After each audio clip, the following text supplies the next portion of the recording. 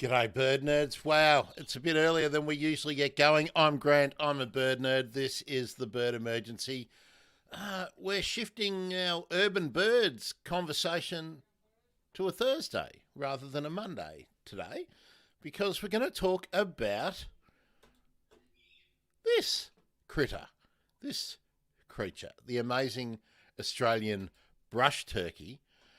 And we're going to be talking to the author of this. Oh, let me get it up there. See how the green screen treats it. There we are. Very good. Amazing, annoying birds. An ode, to the very familiar urban bird for people living sort of north of Sydney in the eastern coastal fringe of Australia. And it's my pleasure. Oh, by the way, that's what they leave behind in people's gardens, and we're going to talk all about that. Ann Goth, author, friend of the show, previous guest on the Bird Emergency. G'day, Ann. How are you? Good day. Thanks for having me. It's good to see you. Now, let's get to the let's put the banner up too, and we'll just say that's the spelling that you need to remember today. You can just ignore the spelling that you see. That is the correct spelling of Ann's name, but we've been through that once before, haven't we, Ann? So we won't even worry about that. Ann joined me, it's well over a year ago now, isn't it? It might even Yeah, be getting on to 2 years ago. a year. Yeah, talking about the Tongan megapode, which is one of the scrub fowl slash jungle fowl complex living in Tonga, funnily enough, but incubating its eggs using volcanic activity, not building mounds. Anne has shifted her attention to the brush turkey. And what got you so into the brush turkey? Well, the story was this. I studied the Tongan megapode for almost 2 years on a very remote island called Niuafo'ou, which was a bit of a tough kind of field work on a remote volcano due to erupt, the only white people, not much food to eat, and high humidity. So when I then met Professor Darryl Jones, and he offered me to come to Australia and do a PhD with him on brush turkeys. That seemed like heaven to me. I could study a megapode near a city. I didn't have to, put up with all the conditions I had to put up in Tonga. And so when Darryl enabled me to come to study with him at Griffith University in Brisbane many years ago, I took up that opportunity. And Darryl, of course, has written a very nice foreword. It's almost worth getting the book just to read Darryl's foreword, because Darryl obviously has a soft spot in his heart for the brush turkey. Now, from your academic studies, Anne, of the brush turkey, how did the idea come about to sort of change the focus of the writing to produce a book, which is it's not a scientific book, but No, not at all. but there's plenty of science in it, but it's more of a I don't know. It's not a love story, but it's kind of like a bit like a biography of the Right. brush turkey. Yeah, a little bit of a bush turkey Bible. The idea was to actually really make all that knowledge we have gained in scientific papers and make that available to the general public, because there is a really big interest in brush turkeys. Lots of people have them in their backyard. They know very little about why they're so unique and what their special adaptations are. So that was one idea, to make that knowledge easily accessible in an easy to understand kind of writing style for the general public. And the other one was to also address those people who really hate these birds and really hear them and hear their voice, and also hear the voice of the people who have to manage these birds. There's a lot of council officers and other managers who have to put up with a lot of issues. So I've also interviewed those for my book, and kind of let them be heard as well. What is the major complaint that you hear from people? Like, why? Uh, I reckon you've got to be I mean, you got to be the sort of person who hates puppies who would also hate brush turkeys. So what what is it that you hear people say when they are venting hostility about the brush turkey? Well, the main thing is definitely destruction of gardens. So, I mean, there's no other country in the world where you have an ancient bird move in and build a big messy mound in a very tidy little suburban backyard. And basically, in the process of doing that, it scratches together all the mulch and all the fresh seedlings and the watering system and the garden gnomes or whatever they can find, all in one big pile. And so people definitely absolutely hate that, especially in some of the affluent suburbs where people actually invest thousands of dollars. So we're really talking about big financial damage here as well that these birds are causing. So that's the main complaints, but there's quite a few others as well.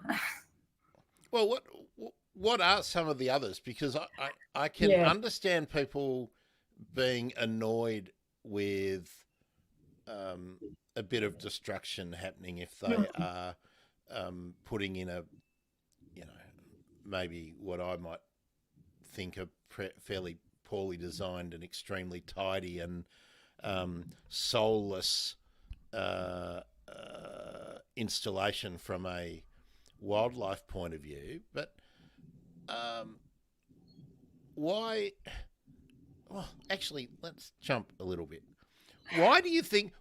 Why would a garden designer who has a business based in Sydney or anywhere up the east coast or in Brisbane nowadays not be having a conversation with someone who is wanting to pay them $50,000, $100,000, $200,000 to implement a landscape in their Mm, garden? And I'm mm. being and I'm taking the piss out of them.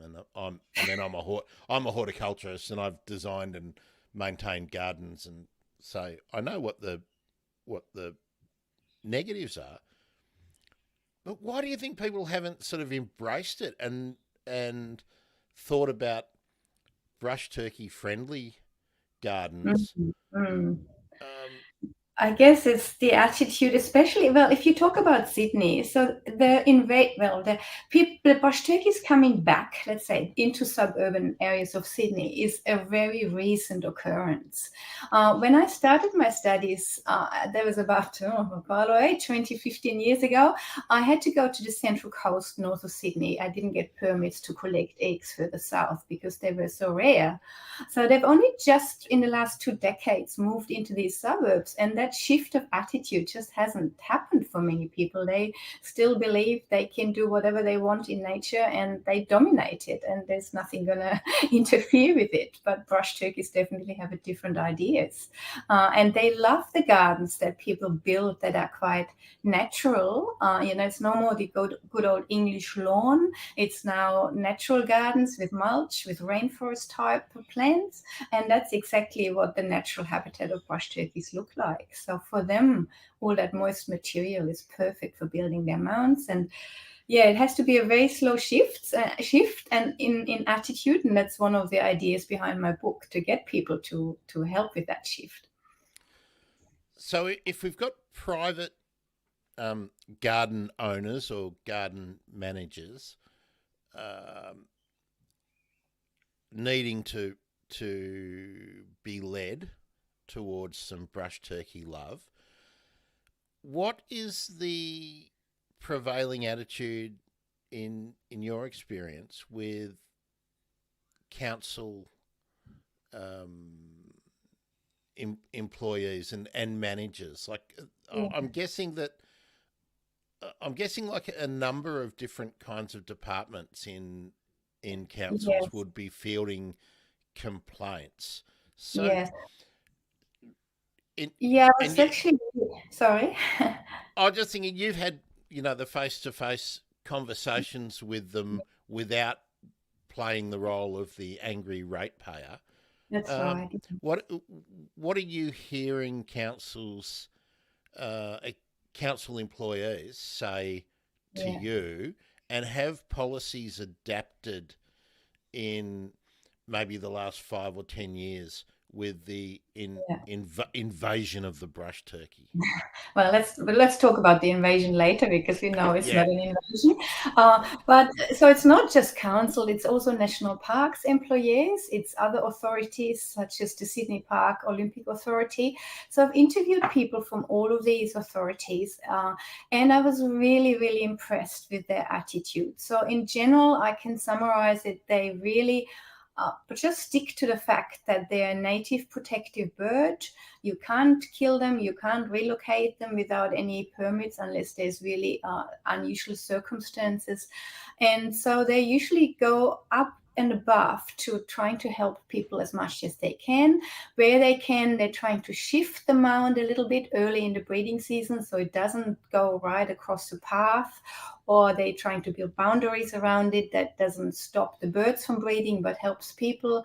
So yeah, and there's a lot of educational work going on, just talking to people and listening to people. A lot of these council officers and national park officers told me they're often more like a psychologist for people. They're just really listening to their issues and talking to them because it for these people it's not just the destruction of their gardens, it's sometimes a complete upheaval of their lifestyle. They can't access their path to their house anymore when there's a big mound across. Little old ladies feel intimidated. The brush turkeys might peck at the tails of their dogs because that's what they do with goannas as well. And so all these little issues are definitely can be summed up as, yeah, I'm really hats off to all the managers who are doing a great job managing these issues. now I have to follow up on some of those issues Mm, that I'm sure they get recounted all the time. mm. How frequently um, would a brush turkey be actually denying someone, a homeowner, access to their front door? Not very often. I Definitely, mean, if you compare it to how often they build mounds. But of course, when it does happen, then it becomes an issue. I've had an instance where there was a retirement nursing home, and they would build across the path where people would have to go along with their wheelchairs. So obviously, that's not acceptable for these people, and uh, so that's what causing issues. Yeah. and let's be pretty clear about how an authority would react to that.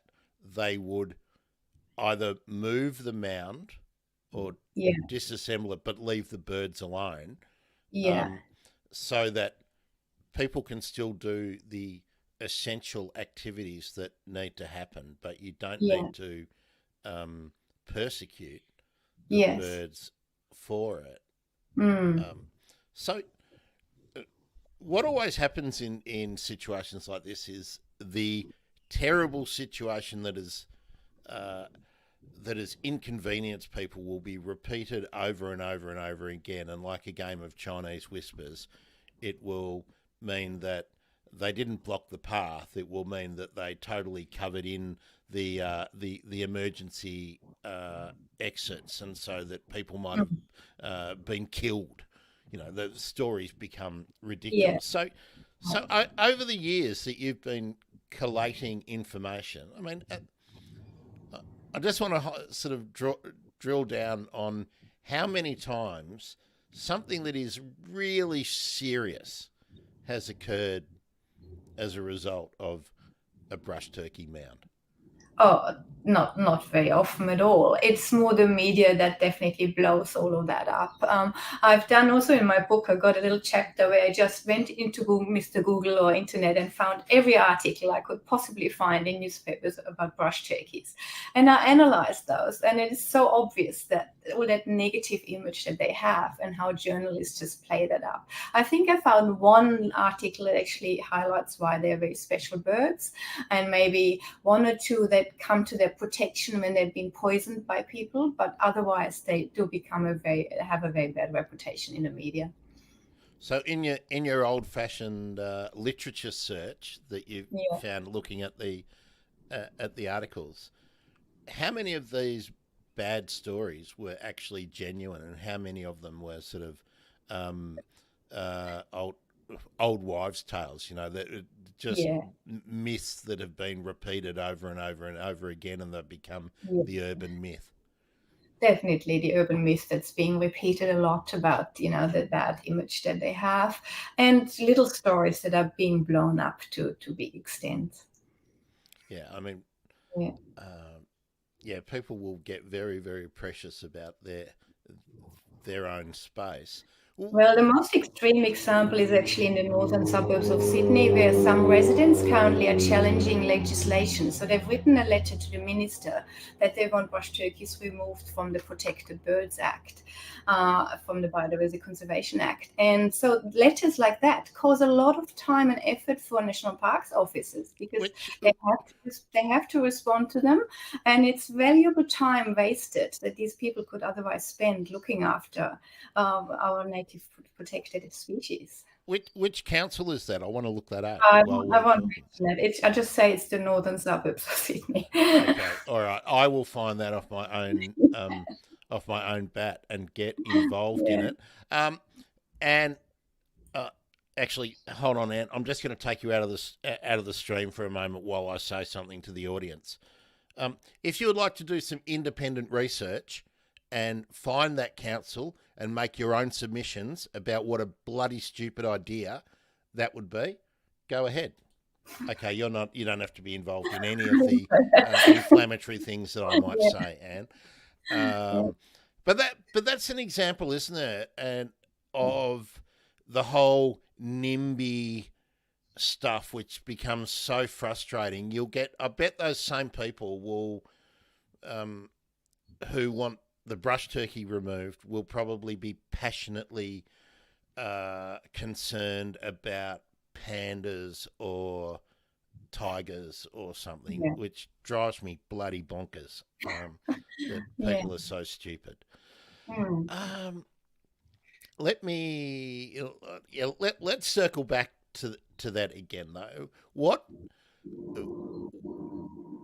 in the very rare situation that a brush turkey is causing significant disruption in somebody's necessary activities, and by necessary activities I don't mean growing your silver beet on your raised garden bed. Um, what does a resident need to do to take the correct actions to perhaps alleviate their concerns but stay within the law? Yeah. All right. Let's first start what they're not allowed to do. So they're not allowed to catch the bird. They're not allowed to translocate it or obviously harm it in any other way.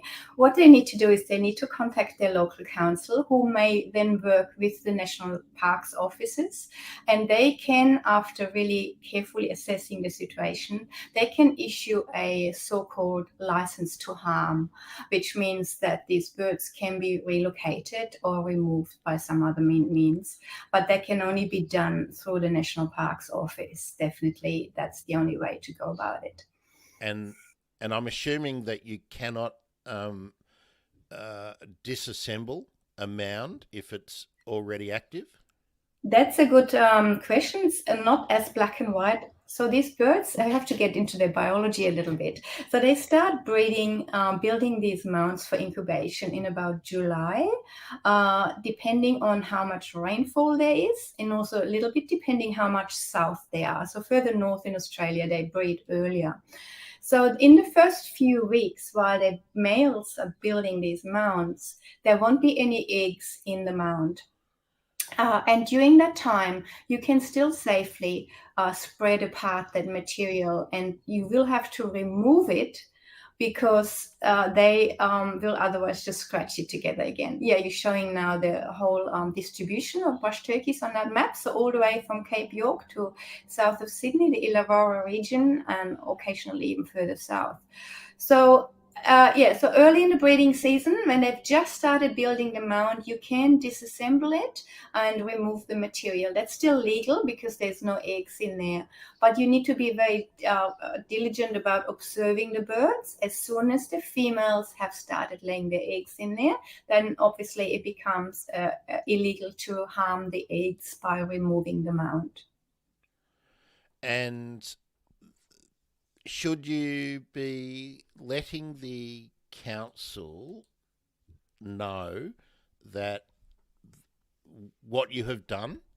So, Uh, I'm not aware that you need to do that while there is no eggs in there yet, because as I said, it doesn't constitute native wildlife then as the nest. But if there's an opportunity, local councils always like to hear about any nests that are causing issues in their areas. yeah. As long as they have the staff to still deal with the high number of nests, it depends a bit. Um, I spoke ages ago now to Matt Hall when he was doing his Yeah. work on the brush turkey, and of course Matt, I want to actually read out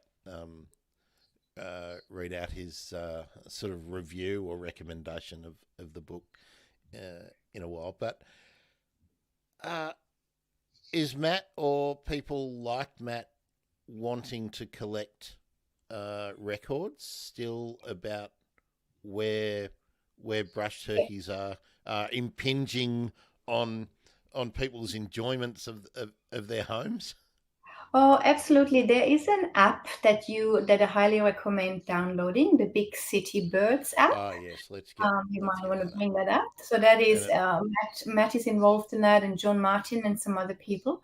And so the idea of that is to report any sightings of brush turkeys and other big birds, including nests and specific activities that relate to nesting activities. So definitely, that is a very good idea to report that. and I'll just put this up too. Um, big Big City Birds. Oh, yeah. Now Big City Birds are monitoring all sorts of things like the cockatoo Mm, sulfur crested cockatoo behaviour, yeah.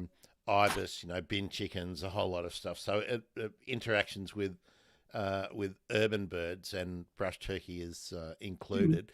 If you Google Big City Birds, you'll easily find it. mm, Otherwise, it's through Spotteron yeah.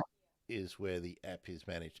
Um, again, plugging a previous episode of the Bird Emergency. I've spoken with John Martin uh, Mm, in a panel, I think, and we also spoke to Matt Hall about brush turkeys. So you can just go back. We did do a Big City Birds episode. mm. So yeah, do that. I'll just say they've really broadened out what they are doing on Big City Birds. I mean, Big City Birds was really started out with the white ibis and sulfur crested cockatoos, brush turkey, little corella, long-billed corella was sort of added, and then after that, they're now looking at rainbow lorikeets, king parrots, yellow-tailed black cockatoos, royal spoonbills, eastern coels, channel-billed cuckoo, orange-footed scrub fowls. Uh, so it's becoming a very comprehensive monitoring program driven by citizen science. So Yeah, it's all great. for it. Yeah, Mm. all for it. Uh, okay, let's take a step back. Why is the brush turkey um, so interesting? What about it makes it unique, or is is it unique? I mean, there's a bunch of mound builders, so That's right. So I sometimes, to people who don't know much about birds, I say they're unique because there's only 21 species of megapods. So they belong to this group of megapods. And yes, they are all unique because they're the only birds in the world that do not sit on their eggs for incubation. So they use external heat sources. Some of the species, such as the scrub fowl in Tonga, use volcanic heat. But the three species that we have in Australia, the malleefowl and the orange-hooded scrubfowl and the brush turkey, they all build these mounds. So that's the first thing, this unique incubation strategy. Then the other unique special thing is that they completely abandon their chicks from hatching. So all other birds receive some kind of care after hatching. Even cuckoos receive care from their foster parents. So brush turkeys are completely independent from the moment they hatch from that egg. And they don't just hatch in a normal nest, they hatch deep down in the soil, 1 meter, 1.5 meters down. So they have to dig themselves out. Doesn't matter whether it's from a volcano or from a mound. That digging out is very special, lots of adaptations to that. The eggs have lots of adaptations to actually being incubated in a mound that is so humid that the whole gas exchange works differently, where bacteria would grow really easily. So special adaptations that I love to talk about. And then once the chicks come out, like I said, receive no parental care. So a lot of my work was about how do they develop all their behaviors, given that they have no parents or any carers to look after or learn anything from. so that's innate behaviour. Yes, a lot of So it is. Yes. yeah. Uh, Yeah. Now, a little bit off track and probably outside your specific expertise, Anne, but are we uh, are we close to sort of understanding how that that innate sort of memory or uh, On handbook yeah. has evolved? There's studies working a lot with cuckoos. Studies at ANU in Canberra looking at how has it evolved in cuckoos, because that's like one step towards that young cuckoos don't have members of their own species to learn from. So how do they learn? But we're only just starting we don't know anything about the neurological components, but there's definitely a strong combination of innate and then very specific learning that is based on very specific stimulus. In brush turkeys, for example, I found that learning about their own species is most likely based on them recognizing the UV reflection of the legs and the beaks of other brush turkeys. So that is a very specific, kind of partly innate mechanism, but they then need to learn based on that what another brush turkey looks like, because they don't have a mirror and they don't imprint like other birds do. Well, let's go down that rabbit hole. Yeah, lots Tell of them. tell us about that. Oh, well, I did a study where I had brush turkey chicks in an outdoor aviary, and I first built a little robot chick. There was the skin of a chick that had died naturally, and I added a servo engine for a remote control car into that robot chick. So it would peck at the ground or it would scan its surrounding. So the first thing I was found was these chicks would approach the robot chick when it was pecking. So they had some kind of innate mechanism that yet another bird pecking means food, I better go there. So they were more interested in that than in the scanning robot. And then I mounted filters above that pecking robot that filtered out certain wavelengths of the ambient light. And when I filtered out UV light, they would no longer approach that pecking robot. I'm talking in significant terms here. And then I had a spectrometer, and I would hold it against the different body parts of another brush turkey and found that the legs and the beaks actually reflect in the UV. And as we know, birds can see in the UV spectrum, whereas we can't. So there's that strong indication that they might use that as an indicator for what another brush turkey looks like. because they no longer approach them when you filter out that UV light, if that makes sense. So the question that comes instantly to my mind with that, Anne, is do you think the primary attractant is the colour or the light reflection that they see, or is it a combination of the movement with the pecking along with the colour? Like, is the colour more of the driver, do you think? I don't know which one is more, but definitely it's a combination of them. So you'd have to do some more studies, but most likely they don't approach a pecking quail, for example, or a pecking noisy pitta or something else that they encounter in their habitat that lives on the ground. So their pecking is one, but then the color could be a second stimulus that instigates that species recognition. And if you simulate a pecking motion with a long stick, so from behind a bush where they can't see you, do they are they attracted to the end of the stick moving soil litter? Yeah, I haven't observed that, but we could quantify that by getting some more funds to do more studies. Yeah. Well, there we are. There's a PhD just waiting to be done. That's right. Yeah. Funding. Don't get me started on that. The budget. What a disaster. Okay. What are the physical adaptations that a brush turkey has to allow them to conduct the lifestyle that it does, and particularly the building and the maintenance and the monitoring of the nest mound? Can I start with the chicks first because they're Oh, my favorite? absolutely. You can start anywhere you want. It's I don't know if you know this, it's your book and you're the expert. So. Right. So the chicks are what fascinate me most. So when they hatch in these mounds, so what the first physical thing they have to do is to hatch from an egg that is buried in soil. So unlike other birds, they don't have an egg tooth on their beak. They actually burst the shell with their intertarsal joints, so with their legs. And then once they made a little hole with their legs, they trample free a little cavity in the soil into which they then emerge from the egg. That is quite a laborious process because they hatch with all that soil compacted around them. Now, can I just clarify for people who might be casually listening and don't have their bird skeleton or a diagram of a bird skeleton on their up against their wall? The intertarsal joint, is that the bendy bit?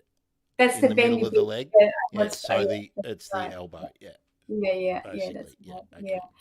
That's right. And so, so they hatch into that little cavity and then they need to rest for a very long time because, bird lungs have lots of air sacs that need to be filled with air after hatching. They hatch in the soil. There's not much air, just a little bit of oxygen in all those cavities between the soil. So they need to fill those lungs with air. That takes a long time, so very laborious breathing.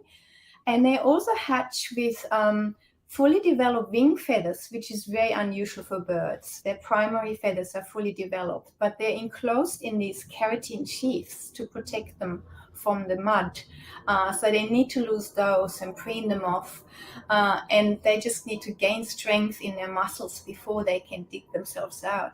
So that whole process takes on average about 40 hours for them to come out of the soil. And it doesn't matter how deep down they're buried because they need to have that resting after hatching. Once they decide to dig themselves out, it happens actually quite quickly. They have amazing strength to do that. They kind of lay on their back and scratch a bit of soil above them and then trample that down with their back so that they always have a little cavity to breathe in and work their way up to the surface. That's the first amazing bit. Are they vocalizing at this point? No, not much. They might make a little sound, but not very much. Yeah, no, they're not cheeping or peeping, no. and they've It's got no really interest. They got no interest in the well-being of their siblings. No, well, they don't encounter usually their siblings because in a big brush turkey mound like the one behind you, you may have up to 50 eggs, but usually about 20 or so. And they usually lay in different areas. So, and the chicks also hatch at different times asynchronously because the females lay one egg only every 4 days.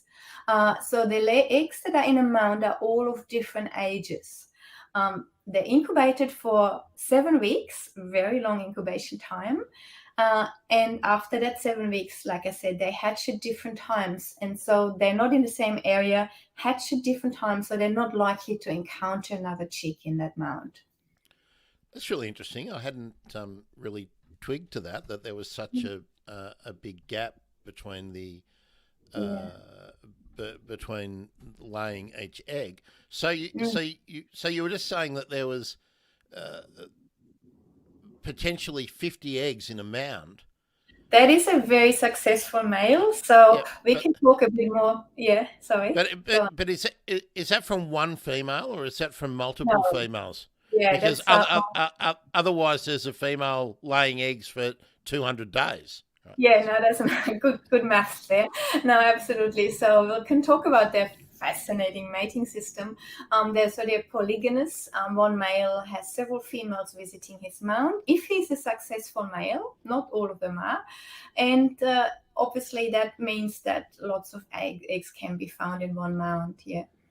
And they only lay one egg every 4 days approximately because the eggs are very large compared to the female's body weight. They weigh about 10%, and in the brush turkey, in a small scrub fowl, it can be almost 20%. And we can talk about why that is. They need to Well, be very large and so on. Yeah. that's a lot of insects and arthropods that Yes, that's they need to find and worms and whatnot. And we can talk about dietary needs in a minute. But mm, I just want to go back to something you were saying about the makeup of the mound and how the chicks have to survive. mm, Something that I read lots of stories as uh, as a young person about mallee fowls and jungle fowls as they were then, and the brush turkey and maintaining males, and the emphasis was always on temperature, yeah, maintaining the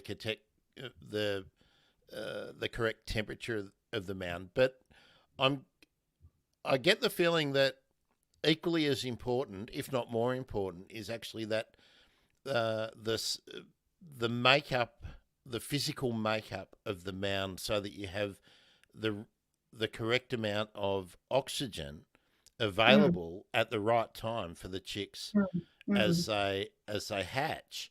yeah, So it's far more complicated than just getting decaying yeah, matter that generates heat as a mound slowly composts.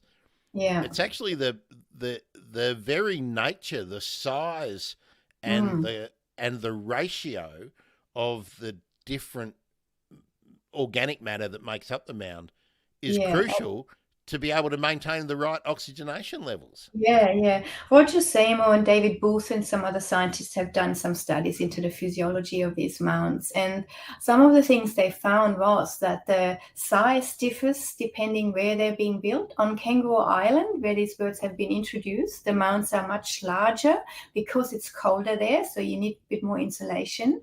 But also, like you said, the material makes a big difference. If they only have a suburban yard available with some casuarina needles, for example, the casuarina needles don't decompose. It's much harder for them to get this mount going.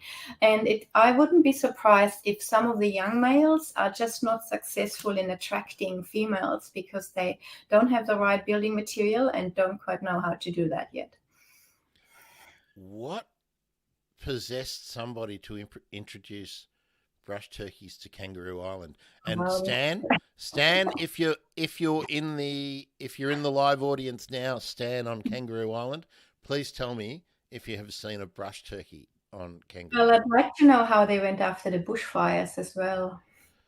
Yeah, yeah. I'd actually never even heard that. I mean, Mm. That's it seems like a crazy introduction to make, but Mm, hey, look at the blackbird. What could it, anyway. mm. Anyway, so what what are the what are the physical adaptations that a brush turkey has that enables it to do this monitoring of the Yeah. mound, the specialized monitoring of the mound? Yeah. So the most important tool they have is inside their beak, and it's most likely in the palate, is a temperature sensor. So the male and both the male and the female have that sensor. So every day the male opens up the mound a little bit and he puts his head far down, takes a bit of that soil material into his beak and measures the temperature.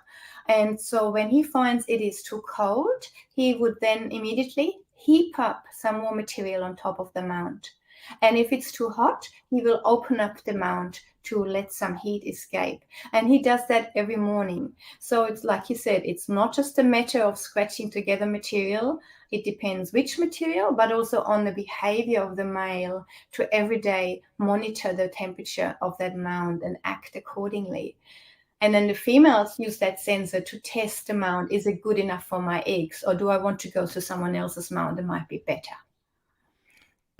And the absolute joy of doing a live show. Stan from Kangaroo Island. I have seen one personally. We have free roaming domestic turkeys and peacocks, so it doesn't surprise me. We also had introduced kookaburras, but have not seen them either. So, Stan, I'm confused. You said you have not seen introduced kookaburras. You have said quite clearly, but I have not seen them either. But you have said, I have seen one personally. Did you leave a word out, or are you being purposely obtuse so that I scratch my head in wonderment? Um, yeah. How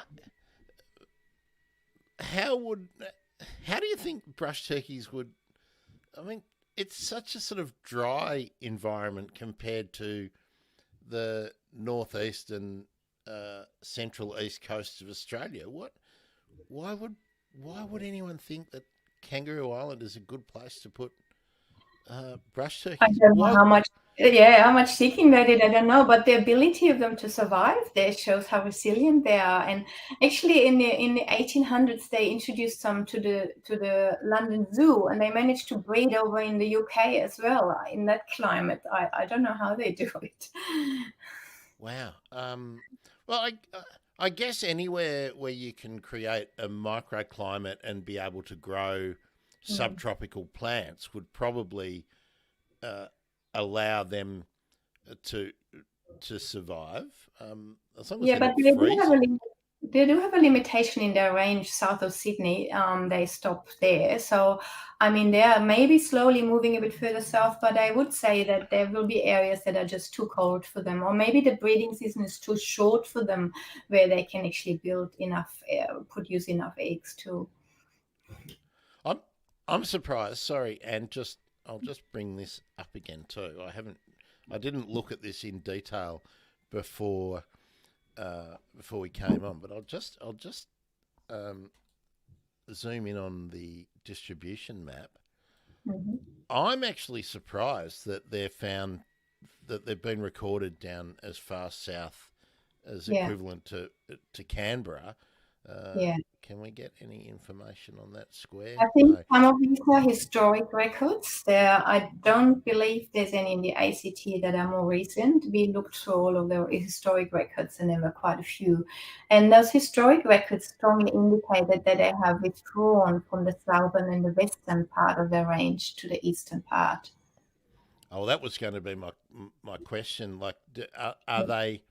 I mean, they've sort of recolonized very successfully Sydney, or um, but what what's the anecdotal evidence, or is there record evidence? Yeah, Are they extending their range either uh, northward, southward, westward? Um, Definitely southwards. So we have all that, quite recent data from Sydney and surrounds. So they're definitely moving south. Even while I was living in Sydney, I could observe them moving across the Parramatta River further south into the southern suburbs. So definitely that data is there. But like I said, our historic observation or historic records that we found indicate that in terms of the western range, they have withdrawn from some of the areas in the west and moved further to the coast. Okay, and um, are they? I mean, when I was up north uh, earlier, well, what is it? Late last year, middle and late last year, they're everywhere up north. Like they're just Yeah. strolling around, Yeah. just getting on with their business, and people didn't seem to be um, upset about Mm. them. Is it more a Sydney thing? The Well, war it's with the brush naturally. turkey. Yeah, I mean, Brisbane has gone through what Sydney is now going through about 30, 40 years ago. Darryl Jones observed that when he was living there, people were very upset about the brush turkeys moving into suburbs where they hadn't been seen for several decades. And that's happening in Sydney now. And most likely in Sydney, it's happening because in the Great Depression, people used to hunt these birds. They were really hunted a lot for food. And they were, people had gardens that weren't suitable for brush turkeys. They destroyed their habitat. They introduced foxes, and now we are, reducing fox numbers at least to some extent. We're building better gardens. We're attracting them with pet food in the backyard, with bird feeders. So there's a lot of different reasons why these birds find it more suitable now in the city, like Sydney, to come back and live there again. Seems a bit incongruous, doesn't it? That with the uh, with the increased concentration of motor vehicles and paving, hard surfaces being far more prevalent than 30, 40, 50 years ago, Hmm. that the birds are making such a comeback. But Hmm. alternatively, perhaps because we are so drastically changing the uh, the engineered um, built environment, maybe they're finding refuge in gardens where they once would have found more places to live, not that we would call parks or reserves, but just in sort of urban wasteland, land that was Yeah. yet to be developed.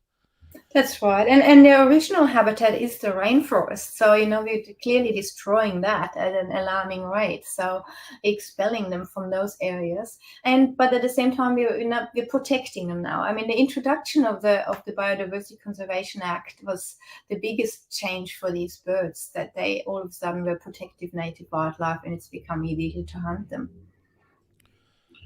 Now, Stan has given us an update. Yes, whoops, he has not seen one. Mm-hmm. The Kangaroo Island Bird Book says they were introduced in Flinders Chase National Park in 1936. Just think about how incongruous it is that uh, in a national park, the attitude in 1936 was, let's transplant a bird from that doesn't live here. Let's pop them in the national park. That would be a Mm. good idea. It says they're rarely seen. I wonder whether Yeah. the fire wiped them out. Yeah, and Yeah. So Stan, I wonder whether that too. Yeah. Mm. um, Stan, I Thank you, just think Sue. that there's an idea for a page 3 story in one of the upcoming KI magazine Mhm. newspaper um, editions. That he's Stan's the editor Oh yeah, down there, and so right. yeah, uh, I'm I always wondered the whether the bare skin and the wattles on the brush turkey eh, were anything to do with temperature regulation or whatever. Mm. Do we? Do you scientists who have studied the brush turkey think that the uh, the bare neck and the wattles, the colourful wattles, serve any functional purpose for them in the mound? That has been suggested, but there is no indication of that as such because we know that that sensor for the temperature regulation is inside their beak. Most likely, the bare parts, like in other galliform species, is for sexual dimorphism, sexual attraction, so that the brighter the head, the more attractive the male is. We know in other birds, sometimes colors like that indicate the health of the bird as well. The brighter, the better. We know that the wattle extends in males, and the more dominant males most likely have a longer wattle. They can retract that wattle and control the size of it actually quite well. So most likely it is more for sexual selection than for any other functional benefits. I just popped those pictures up from eBird. You can see Yeah. some of the wattles really do extend quite Yeah. low down. And Most did of you the know in Northern Australia they have a purple wattle? Yeah, I was going to say most of the birds that I saw personally had very small wattles. They were more like that one on the Mm-hmm. right, which is shown on the beach, Sunshine Coast. Actually, Mm-hmm. let's bring that up. That's far more like most of the Yeah, so birds that that could be a I've female. seen. Yeah, could be a female as well. So the females have a small ruffle around their neck, and especially again the dominant females. That is definitely a male with a very long wattle, and that can hang down almost to the ground, especially during the breeding season. The wattle is only long in the breeding season, only from about July, August to January, February. Okay, that's probably why I didn't see long wattles Yeah. because wasn't really seeing them at the right time. I didn't realise um, that the wattles changed in size. Yeah, we've had some brush turkey males that we were about to catch for our research, and they had really long wattles. And then once we had them in our hands, a few minutes later, that wattle was retracted to a very small ruffle. So they can control the size, most likely by blowing air into it, maybe a combination of a little bit more blood flow. We don't quite know how they do that so quickly. uh, again, might be out of left field, and but the intensity of the coloration Hmm. of the skin that make up the wattle and the neck is is that influenced? Do we know by what they're eating? No, we That don't know that in brush turkeys. We know in other birds, in fairy wrens, for example, we know that the diet affects how good a male looks, and that male will then have more results and with the girls, basically.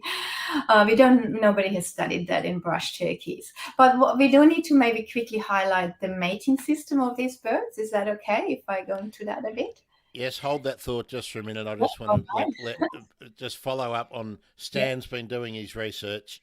Yeah. Okay. Koalas and platypus were introduced in the 1920s onto Kangaroo Island.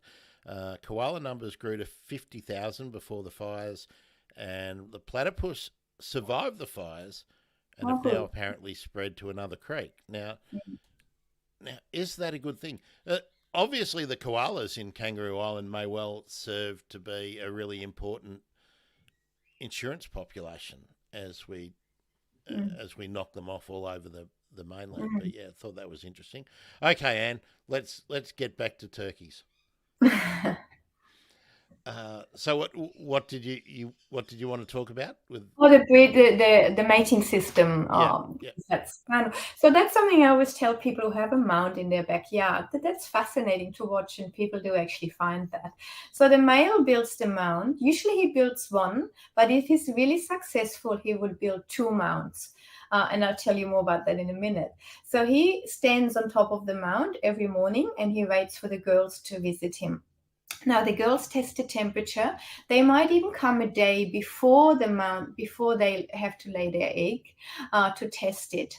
And what they have to do is they have to pay an entry ticket to the mound, which is that they have to mate with the male. Otherwise, he wouldn't let them onto the mound. And that way, he ensures that he will then Hang be on, hang on. yeah. You've got to put out before you even go on the date, is it? Well, that's right, yeah. But how does it all work? I mean, he can't mate with them while they have a fully developed egg in there because that would break. So it must happen sometime before then when they come and inspect the mount. We don't quite know how it works, but he somehow makes sure that he is the father of the next egg that they lay in 4 days or so. Because the egg that they laid out today in his mounts might be from another male. So they come and visit different males and might lay their egg in a different mound every time. Sometimes it's always the same one. All So right, the males are, two yeah, questions. I just have to stop there. yeah, Is the male physiology the thing? I'm being delicate here. The thing yeah. that enables the male to know whether there's an egg being developed, like No, we don't. I don't think so. But okay, again, we don't know. okay. Yeah, yeah. I didn't want to be too descriptive. No, no. Yeah, yeah. But so basically, they're polyandrous because one female would mate with several males, and they're polygynous because one male has several females visiting.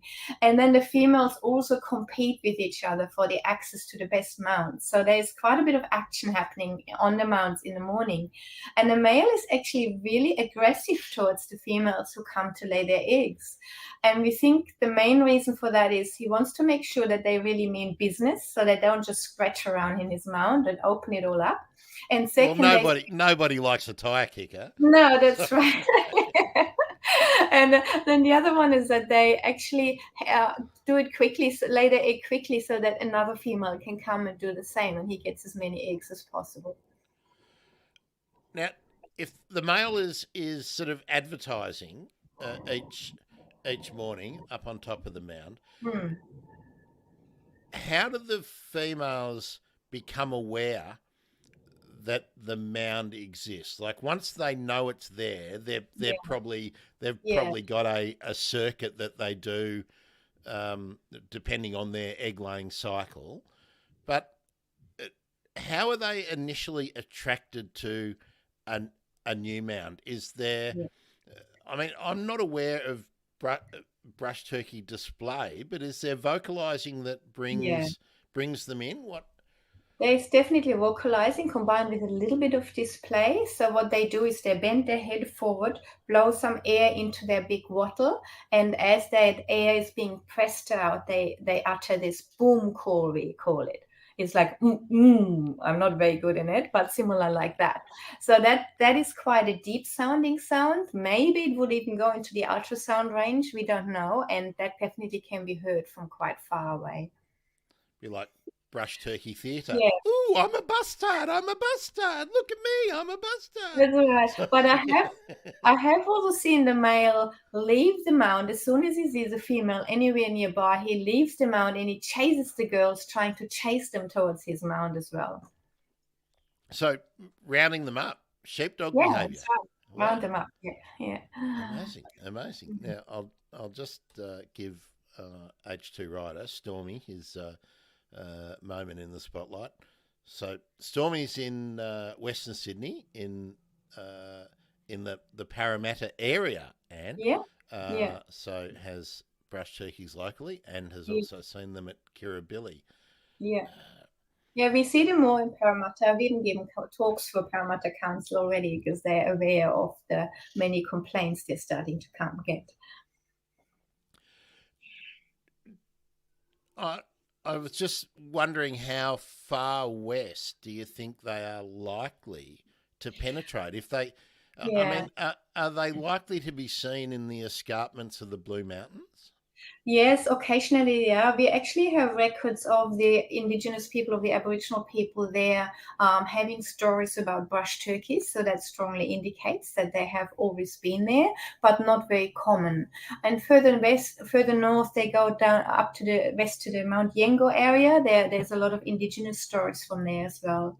And talking about that, I've got a whole chapter in my book just about indigenous stories about brush turkeys, and they're so fascinating and just reveal so much insights about these birds.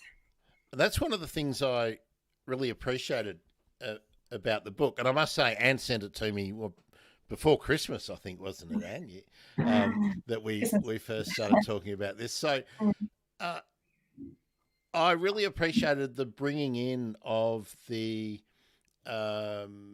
well, it's the historical record from an oral tradition, which Yes, very rarely makes it into a book of this type. And yes, I really appreciated that, and I hope more people, whether they're writing about skinks or banksias or about possums or anything, really try and collate what is known from the oral tradition and well, provided the custodians don't disagree with it, yeah. so that it becomes more part of the general knowledge of the wider population. Yeah, I was very fortunate to talk to Dr. Shane Smithers. He's an artist and a philosopher of the, let me see that right, Barrabarangal clan of Western Sydney. And he talked to me for extended periods and told me, he's actually got the brush turkey as his totem animal, and told me some really wonderful stories that he allowed me to reproduce in the book. I really appreciated that.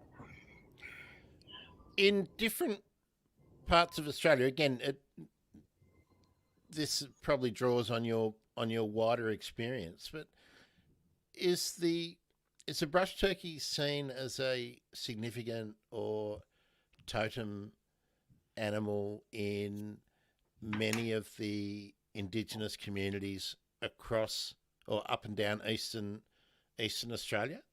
I believe it is. I would love to gather some more information about that. But for example, one of the things is the star constellation that we call the Scorpius. A lot of indigenous people call that the broken neck constellation. So they see a brush turkey in that. And actually, its appearance on the sky is very important for them for their timing of some of their traditional gatherings and ceremonies as well. Yeah. I really hope over time that more and more of these um, stories and sort of historical lineages with his, astronomical studies from the European tradition are more widely known. I think Yeah. it's one of the really big gaps. I think in the interchange of knowledge between the two cultures in this country. So, Mm. oh, I have to say, I didn't even recognise this morning. I'm in Wurundjeri country, the unceded lands of the Wurundjeri people, Anne. So, just thought I'd let people know that's Melbourne. Um, yeah. Okay. Tell me why you mentioned that the brush turkey has only been protected since the birth of our 1962, yeah. yeah. Uh, Now, why should we why should we care about protecting a bird that is a pest that some Right. people see as a Yeah. pest? I mean, Okay. what's what's the basis of caring? And I know Well, this is a yeah. philosophical question. Well, it's not just, it's also just a question that you can ask an ecologist, which is basically how does that species fit into our biodiversity and into our ecosystems? What is its role in the ecosystem? And the brush turkey definitely has some really important role. roles. Matt Hall and myself, we actually call them an ecosystem engineer, which means that they have a profound effect on the soil ecosystem by turning over so much leaf litter in soil, which strongly enhances the rate at which the leaf litter decomposes. Matt Hall also has done some studies that indicate that they reduce the fuel load for bushfires considerably by doing that. He's mainly done that near the mounds, but we know from studies on lyrebirds down in Victoria that they do exactly that. They reduce the fuel loads, and they have a very similar foraging habit to brush turkeys. So most likely that's one of the important ecological roles. And then, of course, they distribute a lot of seeds because they're omnivorous, so they eat everything. They in the rainforest, they would eat a lot of the native plants, the fruit of the plants and the seeds, and then distribute them through their feces somewhere else later. That's definitely important as well. Then they're part of the food chain, like every native species is. Actually, for example, in northern Sydney, we're trying to encourage the powerful owls to come back to the suburbs. And we found out that they seem to be quite frequently feeding on brush turkeys, especially sub-adults, that they plug off the trees. I've got a photo of that, and some other people reported it to me. So part of the food chain being eaten, but also eating other things. So they eat a lot of invertebrates. If you live in a backyard and you don't want to have termites and millipedes and scorpions around, you might want to have a brush turkey there. So they definitely eat on a big variety of food as well.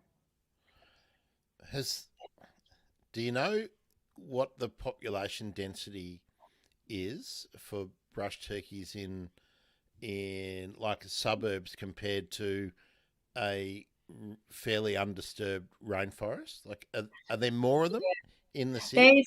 There is more of them in some areas, and that's causing some of the big issues for councils, partly because of the artificial food sources that people sometimes involuntarily provide. So like people love to feed their pets outside, so the pets don't make a mess inside on the back porch. Brush turkeys quickly pick that up. They can fly up to bird feeders. They love to dig through compost heaps. They go where people have chickens and feed the chicken food. And of course, in Taronga Zoo at Sydney, they just go wild because they have so much food there. So they're very good and adept in exploring new food sources and exploiting those. And so they can occur in higher than, would say, natural numbers. And that's then causing the issues also. For example, they go up a tree at night to roost, and they do that in groups.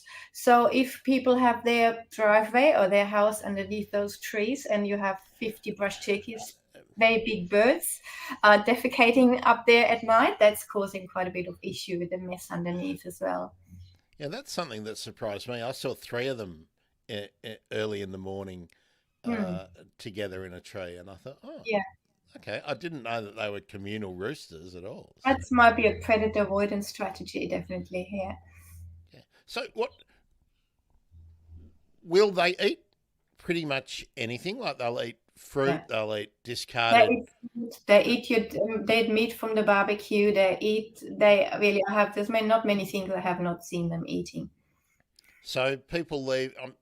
I mean, this is the kind of thing people need to think about when they have finished a picnic and or they're eating their lunch and they leave their half-eaten takeaway food meal left behind. This is what all these omnivorous scavengers will eat, and yeah, I was a little bit surprised to hear you say that their population density in city areas might be greater than than in the bush, in the wild. Yeah. That's right. And then on the one hand, so for some people that is wonderful. They love having that native wildlife in their backyard. I've talked to people who say they got this brush turkey, walk into their house, and they only feed it blueberries, and they gave it a name, and they love it. So people build really personal relationship with these birds. But then there's others who obviously really struggle with them being there. And the other thing I want to mention is also our kids. We have Australian kids know so little about brush turkeys in many areas. areas of Australia, also in Sydney now, because there's so many books about koalas and wombats and, not much about brush turkeys.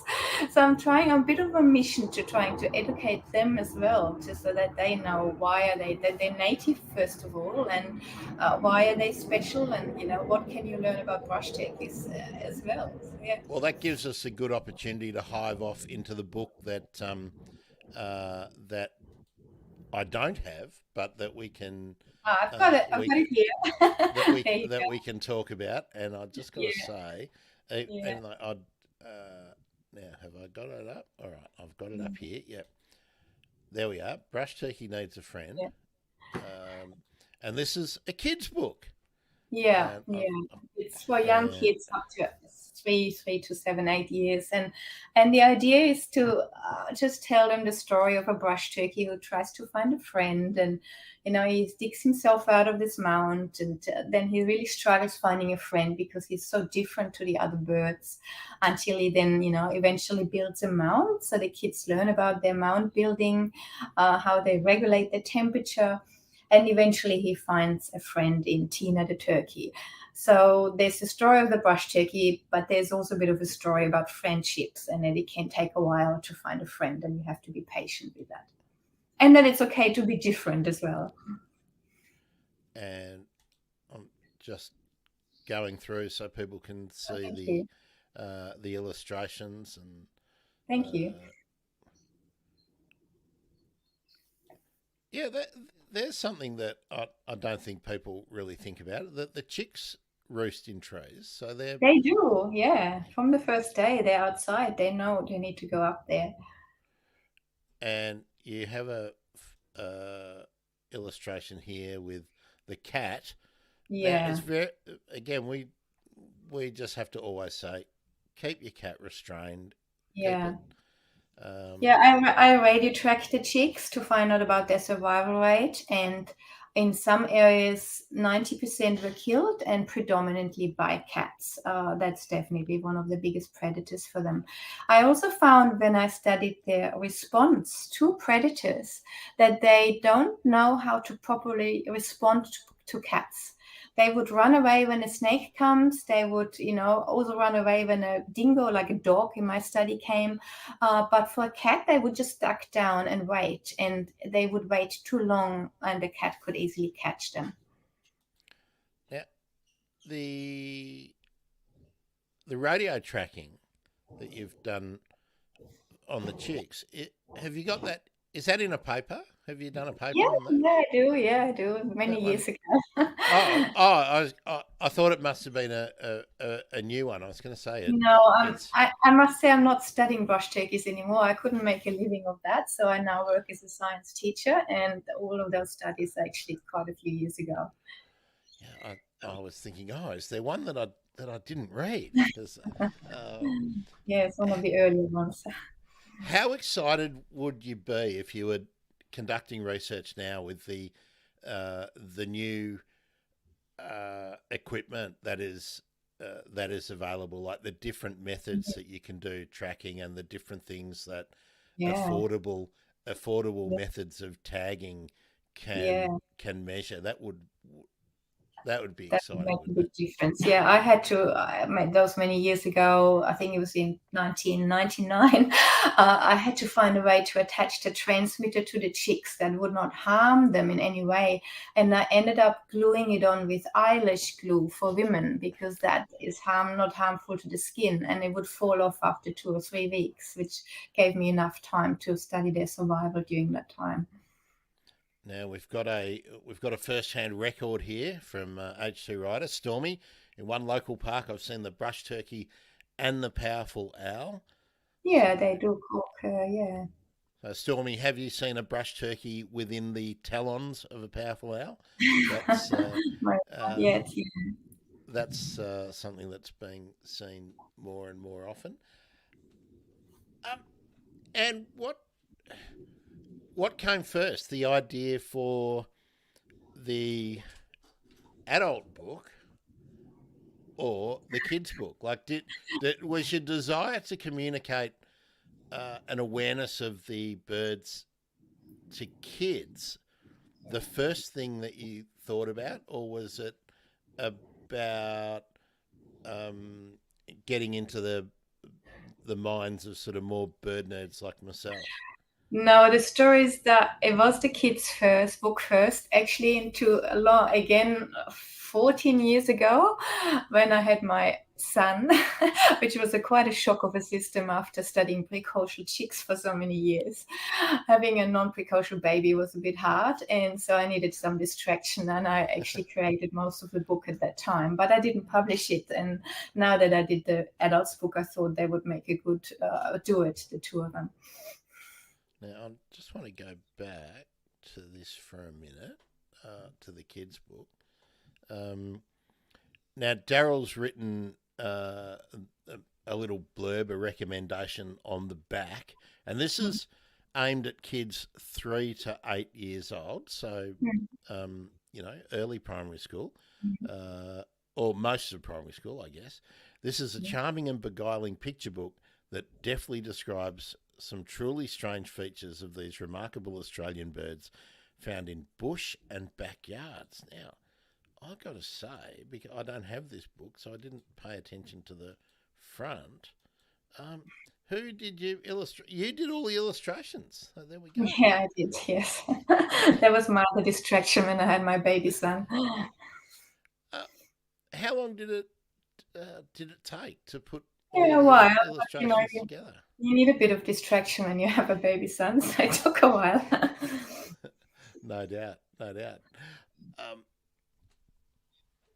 Now you said I'm only bringing this up because you said you couldn't make a living as studying brush turkeys, and I think many people in working in science will find they have to have a side gig.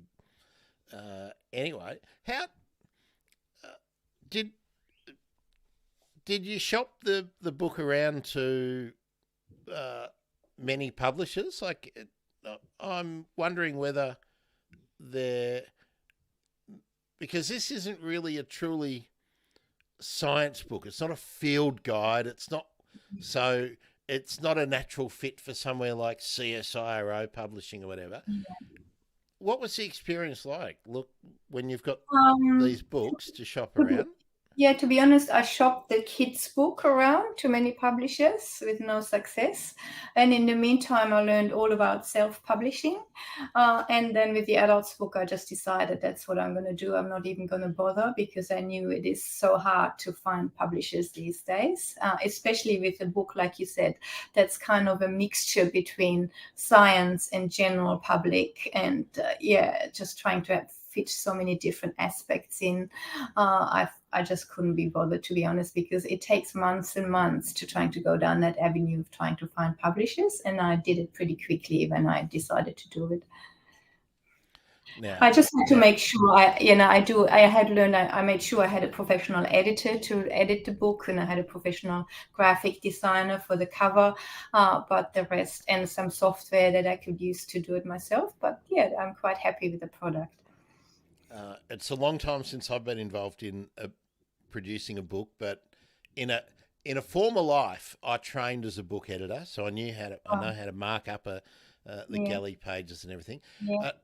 Do they still send you hard galleys on shiny paper? No, mine didn't. It was all electronic. Oh, we used to roll out the galleys. Oh, amazing. Well, let's do the commercial bit now. And where should people buy the book? Actually, before you tell me that, I'm going to let people know. Only in the last few weeks, my local shopping mall now has a book shop. I think for about 6 or 7 years, there was nowhere that you could buy books apart from the little kiosk where people are selling the clearance books. And I noted that Daryl's latest book, Daryl Jones's book, is in stock, and so was Where Song Began. I was impressed with that. But I did go up to the lady and I said, "Oh, you don't have the annoying birds brush turkey book. You don't have that one. It's pretty new. Oh, you don't have it. I wanted to. Oh, I really wanted to get that. So hopefully the lady rushed off to find out about the annoying brush Thank you. turkey book. And Yeah, so any help with advertising is appreciated. The story is when you self-publish book these days, most traditional bookstores do not like to stock books from self-published authors. That's just how it is. So you find other avenues. It is mainly online, so all the major sellers online sell the books, and I also sell them myself through my website, which is listed down there. So I sell them through eBay as signed copies. That works quite well. If people are a member of eBay, they can purchase a signed copy there. And like I said, otherwise online through various stores, and it is available. Oh, thank you. Yeah, and it's available. And Amazon is the big distributor for me. I know not everyone is keen on Amazon, but it does have a big marketplace these days, so I'm using that one as well. And then I have some distributors who distribute it specifically to national park stores, such as EnviroBooks. Uh, they like to order from them, and Nokomis sells them as well. So some of the online distributors are on my side there.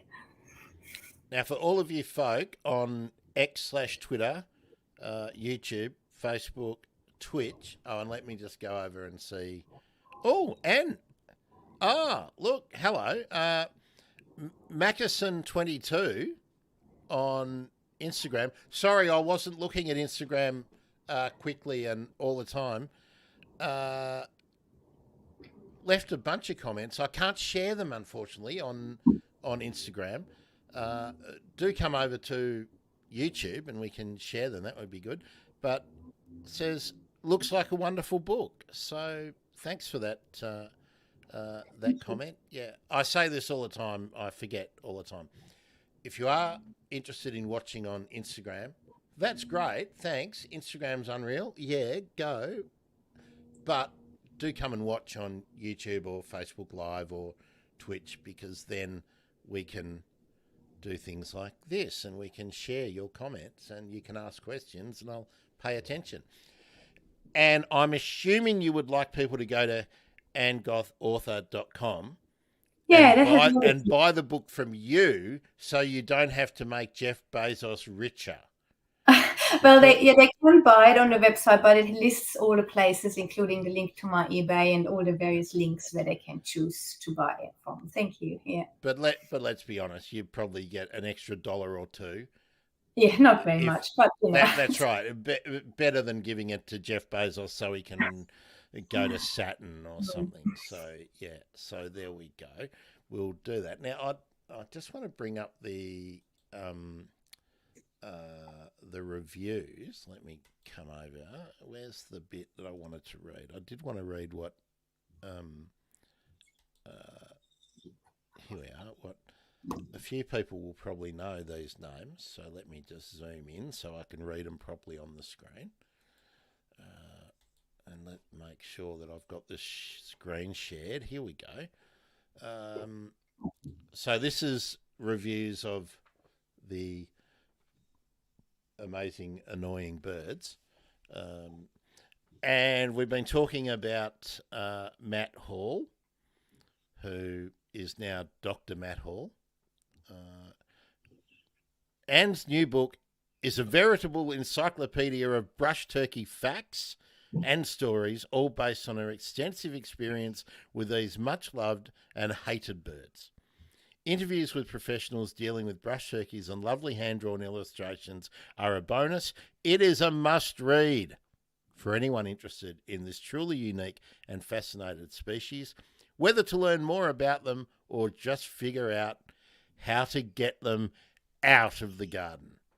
So I did just want to share that, because I thought that expresses exactly the dichotomy that and the contradiction.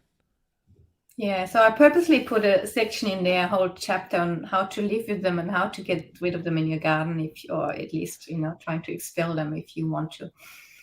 Well, without giving away all the secrets, if if you're running a nursing home and the birds are making life difficult for your residents with their push walkers or their motorized scooters, how do you get rid of a brush turkey in an acceptable way, Anne? Well, one of the things is to be diligent to really check when they're building their mound early in the breeding season, if the mound is the issue. So, and then trying to remove that material completely. That is the only way to help with mounds. Once they've established their mounds there, you can do nothing apart from contacting Council National Park if it becomes a real issue. But there's some people don't have mounds. They just don't want the birds scratching in their garden. And there's a lot of things they can do. They can use special mulch or vertical stakes in their garden to stop the birds from raking, like use pebbles instead of mulch, for example, use specific type of ground cover that stops them from scratching, use raised garden beds for them to grow their vegetables in. That works quite well as well. And to not attract them to the backyard without knowing by providing food and compost heaps and bird seeds and so on. These are just some of the measures. And it's just given me an idea. You should join me on the Habitat gardening stream Right. Yeah. that we do on a Saturday morning, Yeah, sure. aimed at habitat gardeners, I talking talked to about I talked to a lot of garden clubs well, and so on. Yeah. well, let's Yeah. set that up at another time. But let's get you on to talk specifically about the kinds of ground covers and strategies that you can employ in your garden to discourage the brush turkey. So I hadn't thought about that. I was just thinking, gee, some of those really rampant ground cover grevilleas, would probably be a great deterrent for Absolutely, yeah. for the brush turkey. But I don't really want to see more pebbles and Japanese style gardens around the place because they offer nearly nothing to the rest of the animals around the place. Folks, it's a good time now if you've got a question or a comment to get that into us, and yeah, tell us a brush turkey story. Now, Anne, we were thinking about giving away a book or two. What would you like to offer up to the live audience? Yeah, I can offer one adult's book, Amazing Annoying Book, and I can also offer one kid's book, Bush Turkey Needs a Friend. All right. Well, let's see. How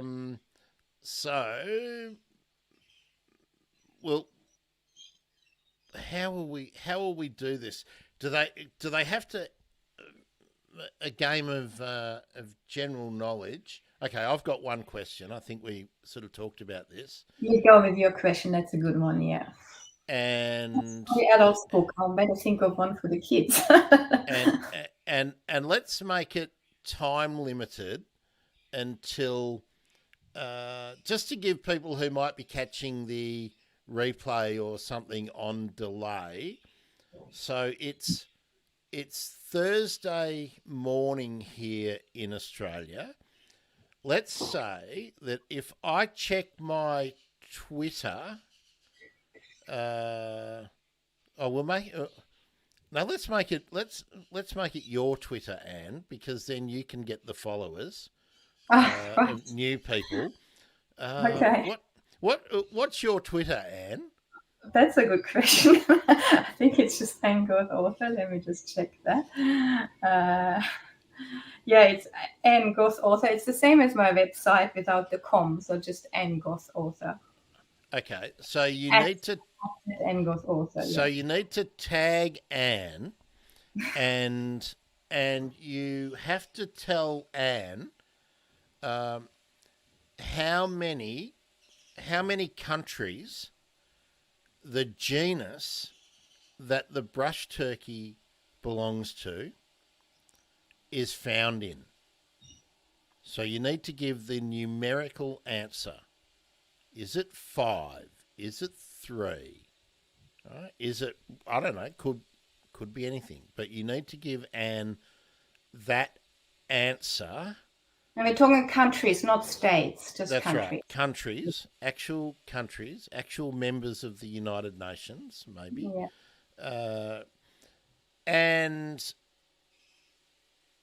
will we say well, is it going to be the first one, Anne, or is it going to be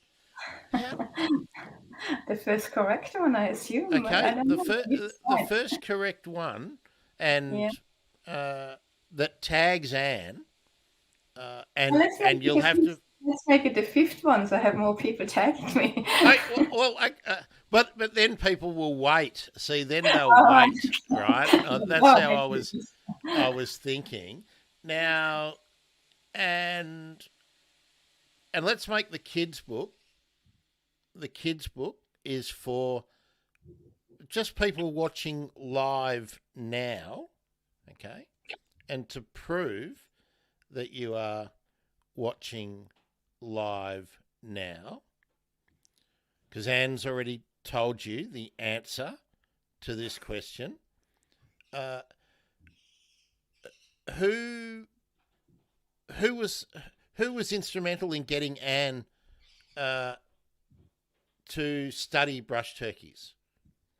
What was the influence? Where does the Anne and brush turkey origin story start? Who's to blame? Now, if you can put that answer in the comments here, and actually I better monitor Instagram as well to make sure they get a go. And the first correct person will get the kids' book. Magicked out to them, Anne. Yeah. Are you checking your Twitter at the moment? By the way, I'm just wondering if anyone's getting into it very quickly. We'll see. I really thought that Stan or Stormy will have won this book by now. There's plenty of people. What is going on with you lot on Twitter? That reminds me. Twitter people can tag me or Anne to give that answer, the live answer. About you better tag you as well. I'm just not sure that I have to make sure I can see these things. There we go. Okay, tag me as well at Bird Emergency, and we'll take it. We'll take it from there. I just realised that people on Twitter, and LinkedIn probably can't post the comment that they might want to post. That was silly of me to forget that. It's always hard to do these things. I'm just looking to see if I've been tagged.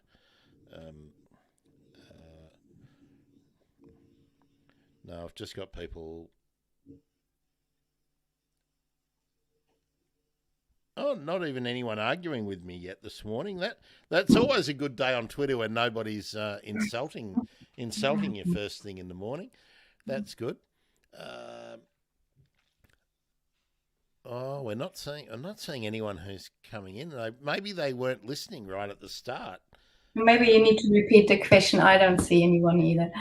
No, well, and maybe we can almost repeat the answer. We'll give it away. Here we go. Stan is saying, the books look great, Anne. Well done. Sorry, I've only been listening as I'm also working at the same time and doing phone interviews as well. Stan's probably hot on the line to somebody at National Park Management, wondering what's going on with the brush turkeys. Probably doing those interviews. Stan, this one's especially for you, since Stan is saying, I missed the first part of the interview. Okay. All right. I'll just go over to my bookshelf, and I'll give Stan a visual hint. All right.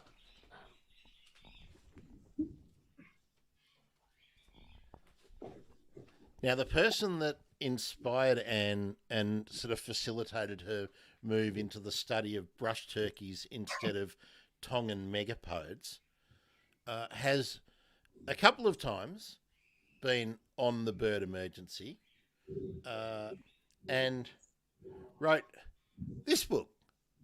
This is the latest book of that individual. Professor, a doctor, interested in wildlife bridges, wildlife corridors, and crows, corvids. That's probably the biggest giveaways I could possibly give you. That would prove that you are a regular or sometime listener to the show. Now I'm looking. I've got no one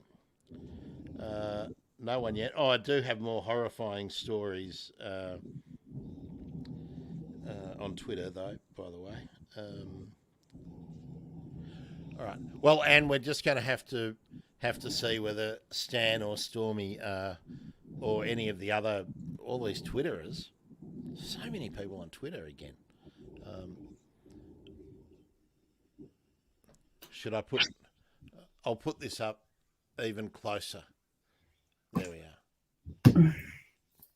So I don't think there's any way that if you were watching live that you couldn't know who we're talking about, and that would score you a freebie for the kids' book. And then, even if you don't have a kid yet, you could use it as a present for somebody, couldn't you, Anne? Yeah, absolutely. All right, we'll let that one sit. We're going to wait and see who tags us, and we'll see. Hopefully, Anne. Hopefully, we get flooded with people wanting a free book. Yeah. So my Twitter is, same name, just Ann Goth author. Yeah. So the first question for the adult book is, how many countries is the genus that the brush turkey, the Australian brush turkey, belongs to? How many countries is it existing in, distributed in? Where will you find Alectura birds? How many countries on the globe will you find that? And the second question is, who's the inspiration for Anne? Inspiration's the wrong word. Influence, really. The facilitator of getting Anne to Griffith Uni to study the brush turkey. Who was that individual? Moved to Australia, really, yeah. Yeah, that's right. To get here. So that is the second question for the kids' book. And I guess, look, if someone said, I don't have kids, I'm never going to, we might be able to do a swap-a-rooney. I'm sure Anne could be very... oh, here we go. We've got a live one, not on the Twitter. Stormy, yes, Stormy, that is the answer. There we go. Stormy's going to get the adult book. Okay. Congratulations, Stormy. Okay, it's all over. Stormy, what you need to do is DM myself or Anne on the Twitter. Unless you're not using Twitter anymore. And Stan's saying, yeah, congrats, Stormy, with the contact details for where you would like the book sent to. So Stormy's a regular on the in the Riot Squad. Oh, Anne, we haven't had this discussion. Why would I call the regular live audience and commenters the Riot Squad? The Riot Squad. What's the collective noun for kookaburras? Not sure. It's a riot. So there we are. That's where the Riot Squad. Now, Stormy has just said in the comments, I might pop this up, but he's not a Twitter user, so he is going to email me, okay, with these details, and I'll forward those to you, Anne. Okay, congratulations, Stormy, on becoming the soon-to-be proud owner of Amazing Annoying Birds. And we still have a kids book to to give away. And as you can see, we're extremely strict about the way we run our giveaways. Um, Okay. that's right. There's the kids' book. Um, yes, and Stormy just giving you a hint that it was the Kookaburra for the Riot Squad. So there we are. So it's a harder question probably uh, for the kids' book. Although I think it's an easy one because I think we gave it away in the first couple of minutes of the conversation. And well done, Stormy. Tell me, Stormy, too, how much Googling or looking up things did you have to do to determine that Alectura is a genus that is found only in Australia? Let us know that while we wait. And what's next on your like? Have you got more books? Have you got more books in you? No, not really. This one just had to be written, I guess, after studying these birds for so many years. I think next now is actually using this book to go and talk to people more when I have opportunities. So giving talks to local clubs and garden clubs and national parks and councils and just spreading the word about, that brush turkeys are here to stay and then we need to learn to live with them and ideally learn to admire them for their tenacity and ability to survive in the city. Now, Stormy demonstrating that he uh, far superior with his own knowledge than me, because I actually thought that all the brush turkeys, because I knew there were birds commonly known as brush turkeys in New Guinea and some of the islands off New Guinea. And I thought they were the same genus, and Yeah, no, they're they're Taligala, yeah. not. And they're not. But and they're not the same genus as the scrub fowls. And so very interesting. So yeah, how different, Anne, is it speaking to garden clubs about brush turkeys than speaking to, say, other community groups or people who are more generally conservation or ecology minded? I guess their audience is different and their motives are different, but I don't change my presentations much. I always start with why they're fascinating, and then I go into what can you do to get rid of them. So I'm hoping by that time I have convinced some people that they might like to endure them or might like to, observe them a bit more. And that recipe seems to work quite well. I often have people coming up to me and saying, "Well, I didn't know they're so special, and I have new admiration for them." So if only one person for each of my presentations says that afterwards, then I'm happy. Yeah, and I think that's the important thing, isn't it? Going back to something you said about how you're surprised, and I certainly am, that there is very little discussion in sort of the mainstream about brush turkeys, except to hate on them, because they are such an iconic bird. And if you go to other parts of the world, and people would be amazed to have. Well, you should see our tourists, when they come here, bird watching tourists, they can't believe that there are these birds in the city that build these mounds. And I found at Sydney Airport, they're selling these toy brush turkeys. Look at that. I mean, which local would buy anything like that? No one. But Well, I would. I was going to say, where that's in. I haven't seen anything like that around in Melbourne, and of course, because we don't have brush turkeys, but there should be more sort of things like plushies and stuff like that for our amazing animals. I'm just going to check my Twitter for a final time. And is there anything else you would like to let us know? Have I left anything out that we need to know about brush turkeys? I just tell you one more fascinating thing about the eggs of brush turkeys. You know how they're being incubated in mounds that are full of dirt and basically full of bacteria. If you put a chicken egg in a compost, it would just rot away. It would decompose. But brush turkeys, there's one researcher, she found that they have a special adaptation on the eggshell that stops the bacteria from getting in. And that special adaptation are tiny nanoparticles of calcium phosphate. They're adhered to the shell outside, and they stop bacteria from getting through the pores into the eggs. How fascinating is that? That is fascinating, and that uh, I guess is one of the reasons why any species and every species might be very important for humanity in the future. Like that is something that could well be utilised in. Hmm. You would think uh, we're going to need Mhm. antibacterial stuff that is not antibiotics Absolutely. in the future, one would say. And there we are. Hmm. Stormy says, amazing. That is an amazing fact. Yeah, it is. Yeah. So, So I hope I so chose the right title for my book when I said "Amazing Annoying Birds." oh, and look, Stormy has just sent me his details, so I'll forward them on to you.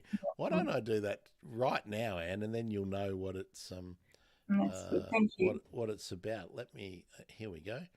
Um, Let me forward this straight to you, Anne, and then you will know exactly what uh,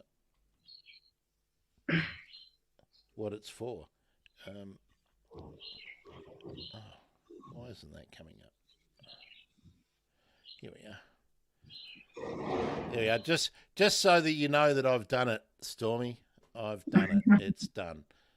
And I've just sent that to you with absolutely nothing in the description or anything. I just forwarded it Thank you. straight on. Mhm. So that's great. Hopefully, someone decides to come and get the kids' book because I reckon that's a really easy get. If not, maybe Anne will if we don't give it Well, away this time, we'll give it away on habitat gardening. well, maybe if Twitter doesn't work, I've got the same name also on Instagram, Ann Goth author, so people could, you Yeah, know, yeah, post on go there for as it. well, and that And would be just equally good. yeah, I mean, we really want to give it away. I'm just checking again to make sure I haven't. Maybe something wrong Uh, with Twitter. I haven't got anything either. Yeah, so Instagram it's Ann Goth author as well. oh no, I'm just seeing horrible things on Twitter. It's just making me, uh, just seeing some more of the stuff that didn't happen in the budget, and the government talking about money they'd already allocated and going, isn't it great? Well, we'd already done with nothing new. Mhm. Anyway, uh, and I'll reach out to you. How are you placed generally on Saturday mornings? Is Saturday morning generally a good time for you? Yeah, we can talk more about Okay, that good. after the show. Yeah. Yeah, good. We do it at that time so that people can hear about something about habitat gardening, plants or something, Mm. and then Mm. go off and buy something and do something. So Mm. that's the idea for that. So, well, I don't really need to tell anyone now about it because the habitat gardeners probably aren't watching now. They're probably waiting for Saturday morning. So there we go. And well done Thank you. on the book. And I'm sorry it took so long to get around uh, uh, to to having the chat about it. Oh, it's fine. But that's the good thing about being a published author, isn't it? I mean, you're Mm. always excited about the book, whereas if Yeah. you're part of a publisher's back catalogue, they're excited about your book for about 3 weeks. Right. The two Yeah. weeks leading up to the launch and the Mm. week of the launch, and then they go, right, what's next? So, Mm. uh, yeah. And you're available for speaking to community groups and stuff. So if you're in Mm. Sydney and perhaps if Anne's doing a road trip, you might be able to work something out if you're Oh, well, further afield. there's always Zoom and Yeah, yeah. that's right. So do check out Anne's website and do love brush turkeys. That's what I would ask you to do. And it's always nice to talk to you. I'm still fascinated by the Tongan megapode. I still love that there's a bird that is using the uh, volcanic activity of the Earth Yeah. to just be a bit lazy and say, oh, we don't have to do Mm. that. But they do have to do the monitoring and everything. They do have to Well, make I'm sure. in love with that too, and it was my first book, so I have a special place for that in my heart. Yeah. The book about the Tongan megapode, yeah. So the author bug hasn't got hold of you. You're not going to write some Bridgerton sort of period drama about the I don't think colonial so. colonial Sydney No, and having to live off brush turkeys while you know no. no period drama coming up. Oh well. All right, Anne. Thanks very much, bird nerds. Thanks for being with us again. It's always great. It's good doing urban birds on a Monday. Uh, Hang on, let me get it right. I've got to get it right, don't I? How do we do this? Come on, there we go. That's Anne. Get Anne's book. I'm Grant. I'm a bird nerd. This has been the Bird Emergency. Follow the Bird Emergency on YouTube. Subscribe on YouTube, thebirdemergency.com/YouTube. That's the best thing you could do for me if you would like to do anything at all to make me happy in the next month or so. Thebirdemergency.com/YouTube, and go and ask your local bookshop about Anne's book. And actually, while you're there,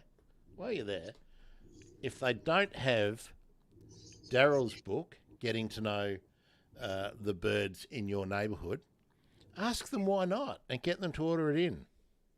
Yeah, and the But libraries, ask the libraries too, because they actually, have yeah, books. Yeah, I always do that. I go to the 3 libraries in my council, and I go to all of them and say the same dumb things like, yeah, "Oh, have you got that book about brush turkeys?" And yeah, yeah. They can I've get it done, in privately. Yeah. yeah. So yeah, do that. Every little bit helps, and once it's on the shelves, everyone in your community has access to read it. So that'd be great. Mm. All right, that's it. That's it for today. I'm Grant. I'm a bird nerd. See you later. Thanks, Thank Anne. you. Thanks for having me. Bye bye.